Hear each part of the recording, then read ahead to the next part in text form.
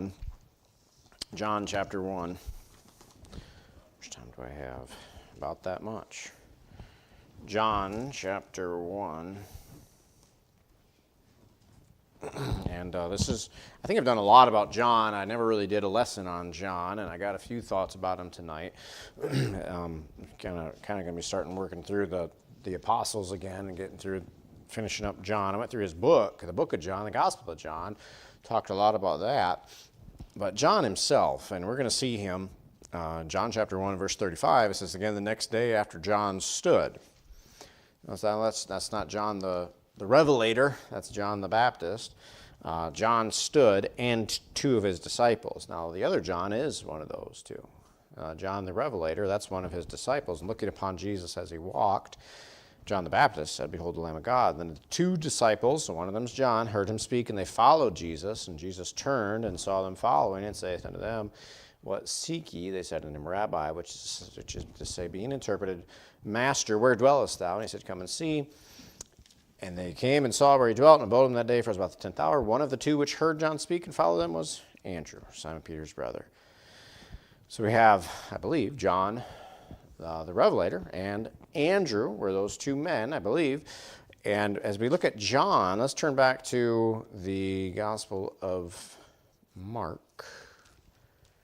The Gospel of Mark.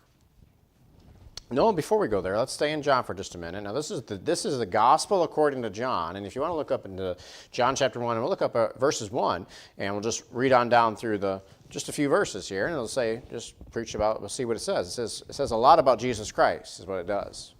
In the beginning was the Word was with God, and the Word was God. The same was in the beginning with God. All things were made by him, and without him was not anything made that was made.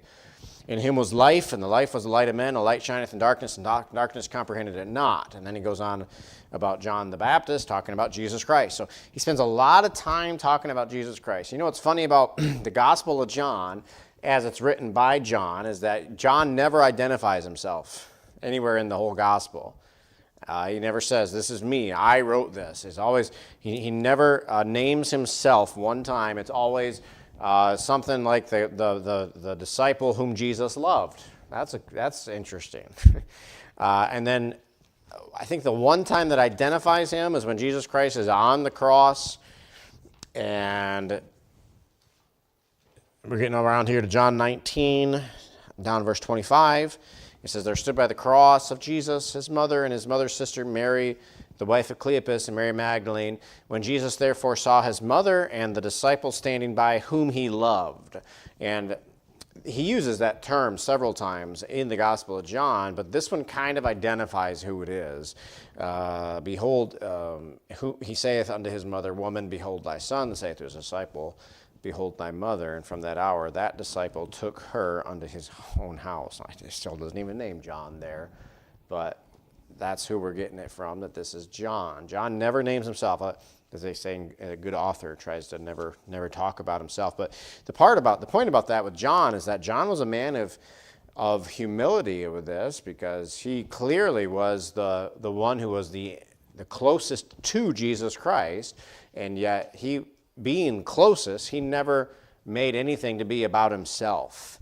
And if you want to know a distinctive mark about a Christian versus a worldly successful man, is a successful Christian will never, ever, ever bring the glory to himself and look at what I've done. Okay, a successful Christian will always say, with all of his success, he'll always defer from himself and say, hey, that wasn't me, that was Jesus Christ. That was God that gave me strength. That was God that protected me and led me through this. All glory goes to him. That's a Christian needs to be careful with doing that. And you can tell the people that either they don't know, or you get listening to somebody and they start to talk about, I'm the leader, I'm the head and the head chair of this board, and I've been sitting there for 10 years, and I'm also co-chair of this, and co-chair, and partner, and head of this, and second head of that, and I've been doing this chair for 10 years, and I've been doing this chair for 20 years, and I've been voted this, and I've been doing that, and I just say, oh, where's my throw-up bucket? It's disgusting. You say, why does a man, who do you think you are to take, and that's the whole point, see? A Christian knows that no matter how special he is, there isn't anything special about him, and he's always careful to give all the glory up to Jesus Christ. Okay, that's what John did. This is what John teaches us and shows us is never say anything about yourself when you need to give glory to God. So another thing to look at here is Mark chapter 1. Mark chapter 1.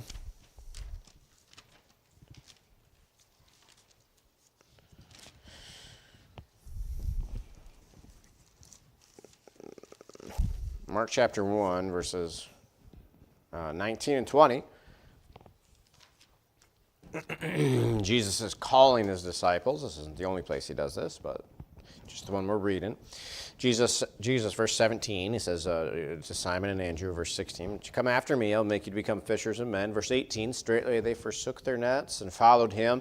And when he had gone a little further thence, he saw James, the son of Zebedee, and John, his brother, who also were in the ship, mending their nets. And straightway he called them, and they left their father Zebedee in the ship with the hired servants and went after him. So we know about John that his dad owned a shipping business. And John and James were a part of that, and they worked with their dad, and they fished, and they generated money, and they were wealthy in some sense. And we think about him as that he's from a well-to-do family, but the thing you know about John is that he forsook that to follow Jesus Christ. That was part of the deal when Jesus said, if any man come after me and hate not his father and his mother and his shipping company, his business, and yea, in his own life also, he cannot be my disciple. So John and James both came from a wealthier family, or at least a middle-class family, and they forsook it all. They passed it all away so that they could serve Jesus Christ and follow Jesus Christ. Now, John didn't know poverty until he shared it with Jesus Christ, right? Jesus said he didn't have any place to lay his head but the stones outside. Well, that's poor.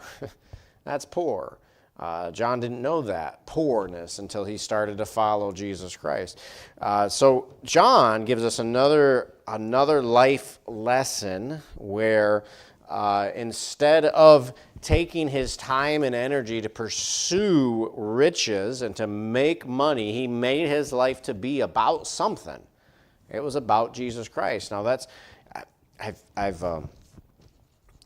I've traveled just a little bit, and when you travel, there's certain people that travel, and earlier on in my life, probably I didn't know much about these kind of guys. They're people that travel for their work, and their company sends them to this state, and then maybe they'll send them to Canada to work on maybe they're a technician, or maybe they're a salesman, or maybe they're organized teams to repair things or to build things, or just teaching people how to upkeep things that they're doing. And these people will go down to Mexico, to the plant down in Mexico, or up to Canada, or they'll go over into Europe and the plant over there. And he's like, man, that's exotic, man. Those guys must make a lot of money. Yeah, they make a lot of money, and they're never home, and they make all the money, but they don't have anything to do with it. You can buy a house here, and you can buy a house there, and what are you going to spend your money on? Right? What are you going to do? You're making your money, and you don't have any. I'll cut to the point. The people like that, they're always somebody that's either divorced or has no family life, or if they have a family, they don't spend any time with them because they're always on the road traveling, and the whole point of their life is to make a whole bunch of money, and that's worthless.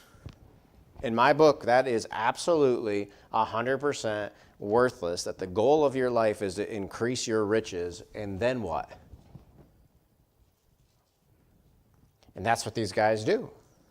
They have no long-term, eternal, life after death vision with their lives, and all they do is to pursue the cash and pursue the money. And that's what everybody dreams of that. We were in Ukraine, every boy over there, how can I get out of this pit hole that I'm in, this hell hole that I'm in, and how can I get over to America where I can make some money?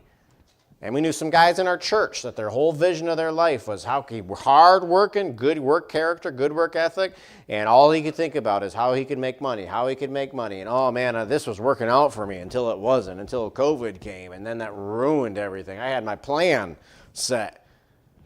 That's all it meant. If that's all you care about, then you don't care about anything. You care about nothing. If money is all you have, then you have very little. Very, very little. I think I'm trying to remember Alexander the Great, when he died. Alexander the Great, he had, I think there was 3 things that he wrote in his will. And one of those 3 was, when they carry me in my casket, well, I'll give you 2. When they carry me in my casket, he said, I want my hands to be sticking outside of my casket empty so that the world can see, the richest man in the world can see that when I die, when I go to the grave, I carry nothing with me. And he says, I want all of my gold that I've collected, I want that to be on the path, and we're going to walk, the men that are going to carry my body, they're going to walk on that gold to show the world that the gold is nothing but a means to an end, and that's it. And it does nothing for you in your death and in your eternity. Alexander the Great. William Grady seems to think he was a saved man. Totally the opposite of what secular scholars seem to think about him. But what is it? If John, he had opportunity. He was a business owner. He could have been. Servants, ships, houses. He had a house. If that was John the Baptist, or John that Jesus said take care of, Mary, Jesus Christ's mother, right? He had a house. He was a man that was somewhat, at least that's pretty rich, having a house that's paid off. And so it's not that he couldn't, and not that he had the opportunity and he had the means, and it seemed like it was generational. And that's the biggest kind of wealth, is generational wealth, family wealth, having a history of wealth. But John, at least, he knew there's more to it than just making that dollar.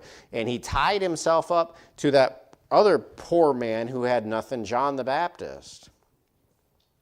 He tied him up. He tied his life up to that man, and he got his heart. And the third thing you want to kind of notice about John is he got his heart so tied up to God and so tender to God and so wanting to learn from God that he followed this weird man, John the Baptist, who people loved him or hated him, but he was weird. You would have thought he was weird.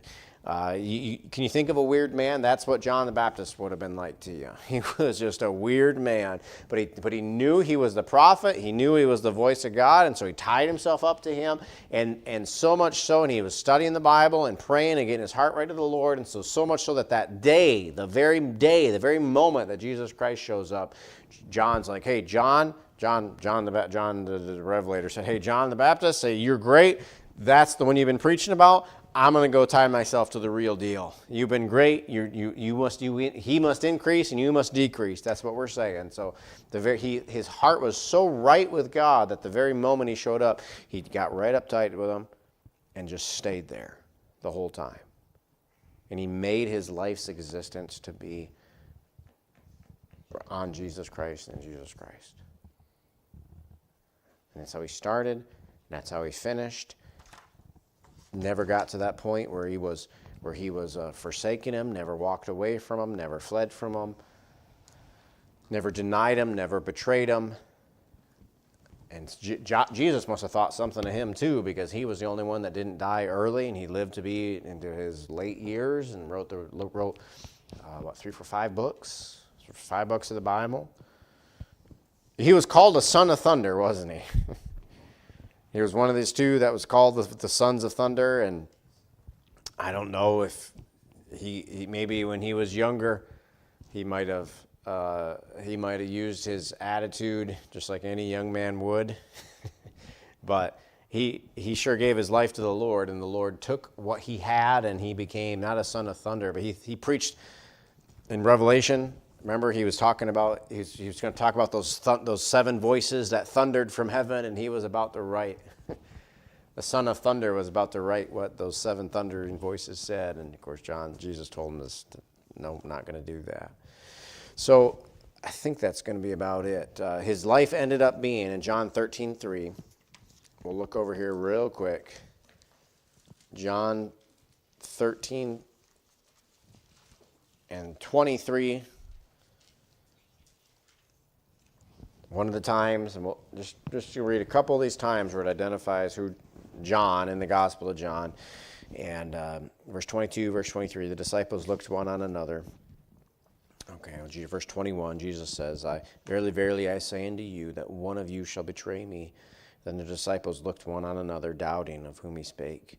And there was leaning on Jesus' bosom one of his disciples, whom Jesus loved. And Simon Peter therefore beckoned to him that he should ask who it should be, of whom he spake. He then, lying on Jesus' breast, said unto him, Lord, who is it? Now, I've said this before, and you all know this, but that phrase, as you're comparing that to when all of the other disciples said, Lord, is it I? Every other disciple said, Lord, is it I? Except for Judas. And what did he say? He said, Master, is it I think? Didn't Judas say, Master, is it I? All the other disciples said, Lord, is it I? Judas said, Master, is it I? And John's the only one. He said, Lord, who is it? Jesus, the one who said that was one who was tight on his bosom, tight on his breast. And he was the one that Jesus loved. So what a great man John was. I'm looking forward to meeting him in eternity and getting to learn more of his story and his testimonies. There's a lot to be learned from the Gospel of John, the 1st, 2nd, 3rd Epistle of John, and the book of Revelation. And what a man of God. What a man that God showed himself so much. Trusted him. Jesus trusted him. He counted on him and depended on him to preach that gospel the way that he gave it to him. Lord, thank you for the lesson, quick lesson of John the Revelator. Lord, the man that loved you and the man who you gave so much to. And Lord, thank you for his faithfulness. Thank you for his example to us and his encouragement to us. Father, help us to follow that same character, the same vigor and fervor. And Lord, taking our talents, things that are our curses, Father, and using our lives for you in the same way that he did.